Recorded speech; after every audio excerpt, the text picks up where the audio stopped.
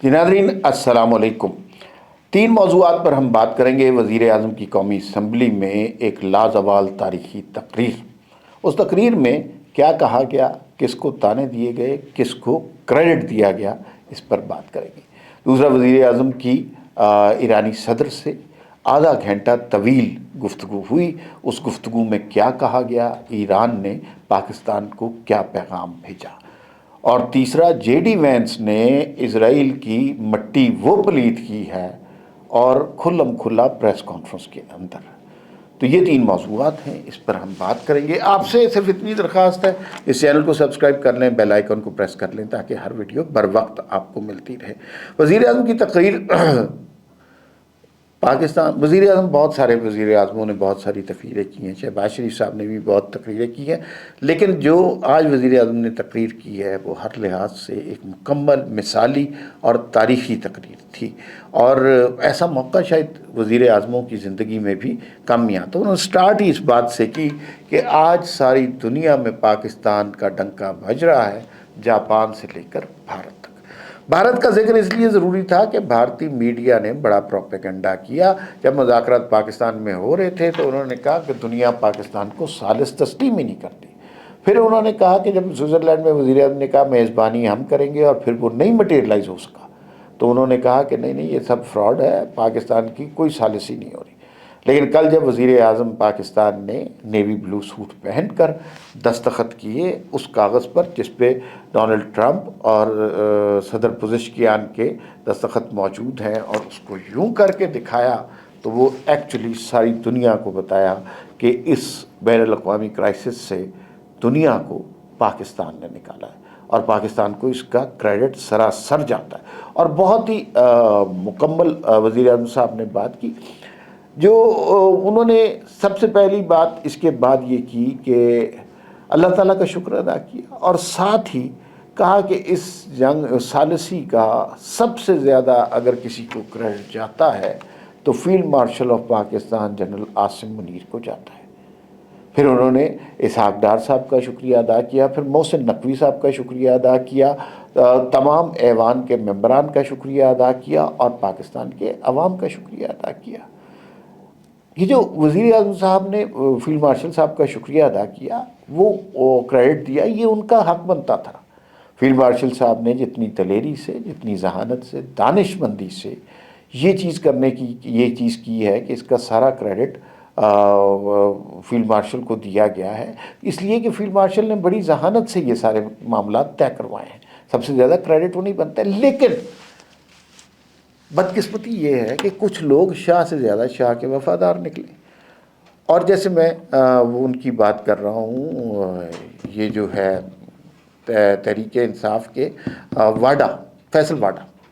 फैसल वाडा साहब ने field marshal को क्रेडिट देने के लिए वज़ीर आज़म पाकिस्तान के बारे में बड़े डेरोगेटरी रिमार्क्स कहे। वज़ीर आज़म पाकिस्तान क्रेडिट ले ही नहीं रहा यार खुद। नोइंग शहबाज शरीफ, वो तो सबको क्रेडिट दे रहे हैं और फील्ड मार्शल को सबसे ज़्यादा क्रेडिट दे रहे हैं। और वज़ीर आज़म का क्रेडिट देना फील्ड मार्शल को सजता भी है।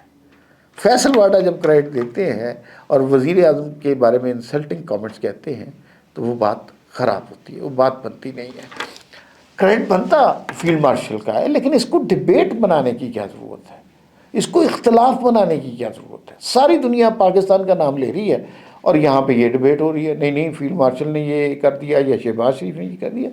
नोइंग शहबाज शरीफ, मुझे नहीं पता नोबेल प्राइज़ पाकिस्तान को मिलता है कि नहीं मिलता। फ़र्ज़ कीजिए वो शहबाज शरीफ को मिल जाता है, शहबाज शरीफ ने सीधा ला के फील्ड मार्शल साहब के हाथ में दे देना है कि सर ये बढ़दा दे तो सी। उनकी सियासत ही ऐसी है। तो उसके अंदर इख्तलाफ डालने की कोई ज़रूरत नहीं है, उसके अंदर रखने डालने की कोई ज़रूरत नहीं है। वज़ीर आज़म पाकिस्तान जब फील्ड मार्शल को क्रेडिट दे रहा है तो वो सजता है। फैसल वाडा की ज़रूरत नहीं है इस मामले में। दूसरी बात ये है कि ये क्रेडिट की डिबेट कहाँ से शुरू हो गई। सब ने अपना काम किया, फील्ड मार्शल ने सबसे ज़्यादा किया, शहबाज शरीफ साहब ने बहुत काम किया, इसहाक डार साहब ने बहुत काम किया, मोहसिन नकवी। दुनिया में कहीं ये जिक्र हो रहा है कि किसने पाकिस्तान में ज़्यादा काम किया? दुनिया में पाकिस्तान का नाम लिया जा रहा है और क्रेडिट पाकिस्तान का बनता है। पाकिस्तान ना हो तो ये इनमें से कोई शख्स ना हो تو سب سے بڑی حقیقت تو پاکستان ہے. تو اس میں پلیز اس موقع پہ جب دنیا پاکستان کی عزت کر رہی ہے، احترام دے رہی ہے پاکستان کو، کسی قسم کی کوئی رخنا ڈالنے کی ضرورت نہیں ہے. ایک اور ایشو وہ یہ ہے کہ بھائی وزیر اعظم پاکستان نے کو فون آیا ایران کے صدر کا، 30 منٹ گفتگو ہوئی، یہ اسمبلی کے فلور پہ انہوں نے بتایا، اور اس 30 منٹ کے اندر بار بار ایران کے صدر نے پاکستان کا، فیلڈ مارشل کا، شہباز شریف کا، حکومت پاکستان کا اور پاکستان کے عوام کا، پاکستان کے کنٹریبیوشن کا بار بار شکریہ ادا کیا. یہ ان کی اعلیٰ ظرفی ہے. ایران نے اس جنگ سے پہلے پاکستان اور ایران کے تعلقات اتنے اچھے نہیں تھے. ایک آدھ کو میزائل کا تبادلہ بھی ہو چکا ہوا، یہ آپ کو یاد ہوگا. لیکن پاکستان نے برادر اسلامی ملک کے طور پر جو کچھ ایران کے لیے کیا، فیلڈ مارشل صاحب وہاں گئے جب جنگ ہو رہی تھی، کیا کچھ ہو سکتا تھا، 3 دن وہاں پہ رہے ان حالات میں جب کوئی نہیں جانے کو تیار تھا. بہترین انہوں نے کام کیا. شہباز شریف صاحب بہترین کام کیا. تو ایران پاکستان کا شکریہ ادا کر رہا ہے، بار بار شکریہ کر رہا ہے، فیلڈ مارشل کے ترانے بنا رہا ہے. ٹھیک ہے. اور یہاں پہ کچھ مکار اور مفاد پرست مذہبی رہنماؤں نے ایک فرقے کے ایران کے خلاف اس جنگ کو قرار دے دیا کچھ عرصہ پہلے، جس کی بنیاد پر جی بی میں خوفناک فسادات ہوئے، املاک کا نقصان ہوا، انسانی جانوں کا نقصان ہوا. کہ پاکستان ایران، اور ان کا یہ تھا کہ پاکستان ایران کو چھوڑ کے پاکستان تو اسرائیل کے ساتھ مل گیا ہوا ہے. اور آج ایران کا صدر پاکستان کا بار بار شکریہ ادا کر رہا ہے. تو وہ جو لوگ تھے، وہ جو مذہبی رہنما جن کا تعلق اب پی ٹی آئی سے ہے، جنہوں نے انسانی جانوں کا ضیاع کروایا، جنہوں نے سرکاری املاک کا نقصان کرایا، جنہوں نے فساد کی ایک ایسی سچویشن جی بی میں پیش کر دی کہ خوف آتا ہے اس سچویشن سے، تو ان لوگوں کو اب سزا نہیں ملنی چاہیے، ان لوگوں کے نام سامنے نہیں آنے چاہیے، ان لوگوں کو کیفر کردار تک نہیں پہنچنا چاہیے، انہیں بے نقاب نہیں کرنا چاہیے. تو یہ بات آپ نے یاد رکھنی ہے جب بھی وزیر اعظم اور ایرانی صدر کی 30 منٹ کی گفتگو کا ذکر آئے، جس میں وہ بار بار پاکستان کا شکریہ ادا کر رہے ہیں. ان لعین کرداروں کو یاد رکھنا ہے کہ جنہوں نے فرقہ وارانہ فسادات پاکستان میں کروانے کی کوشش کی. آخر میں جے ڈی وینس، نائب صدر امریکہ. اچھا، یہ جنگ آپ کو پتہ ہے اسرائیل نے شروع کروائی تھی. اسرائیل نے صدر ٹرمپ کو کہا کہ ایران تو چھوٹا سا ملک ہے، مسلم امہ کو آپس میں لڑاتے ہیں، آپ اس پہ حملہ کریں، 3-4 دن میں جنگ ختم ہو جائے گی، پھر مسلم امہ لڑتی رہے گی، ہم بیچ میں سے نکل جائیں گے. لیکن کل جے ڈی وینس نے جو اسرائیل کو سنائی ہے، اس سے یوں لگا ہے کہ گیم سے باہر نہ ایران ہوا، نہ سعودیہ، نہ پاکستان، گیم سے باہر تو اسرائیل ہو گیا ہے. انہوں نے کہا کہ تم ہمارے ہتھیاروں پر پلتے ہو، اور تم اگر ہمارے صدر کے خلاف یعنی ڈونلڈ ٹرمپ کے خلاف سازشیں کرو گے تو ککھ نہیں رہے گا تمہارا بھی. یہ بات بڑے واضح طور پہ کی.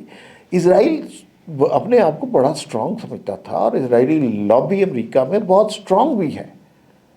لیکن جس طرح جے ڈی وینس نے ان کو کھینچا ہے، جس طرح ان کی کلاس کی ہے، بہت اچھا لگا ہے. تو اس جنگ میں سب سے زیادہ نقصان جو ہے وہ اسرائیل کو ہوا. اس کے بعد نقصان ہوا امریکہ کو. امریکہ کی مائٹ ختم ہو گئی. ہمیں پتہ چل گیا کوئی امریکہ سے لڑ بھی سکتا ہے، امریکہ ہر جگہ سے فاتح ہو کے نہیں نکلے گا. اور پھر عرب و گلف کے ممالک کا اعتبار ختم ہو گیا امریکہ پہ، اس لیے کہ امریکہ تو ان کا دفاع نہیں کر سکا. تو پھر ایران کو، جو ابھی جے ڈی وینس نے اس کے انکار کیا ہے، لیکن لوگ کہہ رہے ہیں کہ $300 بلین قطر کے ذریعے ایران کو بھجوائے گئے. تو پھر فائدے میں کون رہا اور نقصان میں کون رہا؟ ریسٹرکشنز ہٹ گئی ایران کے اوپر سے، اور وہ بات کر رہے ہیں اسرائیل والے کہ یہ جو ہے ان کی خواب تھا کہ یہ جنگ وہ جیتیں گے. تو بہرحال پاکستان کو بہت زیادہ فائدہ ہوا. پاکستان ورلڈ لیڈر بن کے ابھرا ہے اور وزیر اعظم نے یہ بات کی کہ معاشی طور پر بھی آگے چیزیں بہتر ہوں گی. پیٹرول کی پرائسز کا انہوں نے ذکر کیا. جو میری معلومات ہیں کہ یہ 2-3 ہفتوں میں ہوں گی کیونکہ سپلائی ڈیمانڈ کا مسئلہ ہے.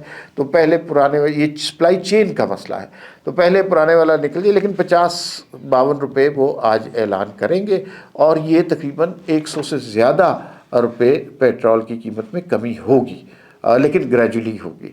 فی الوقت اتنا ہی, پھر ملاقات ہوگی. اللہ حافظ.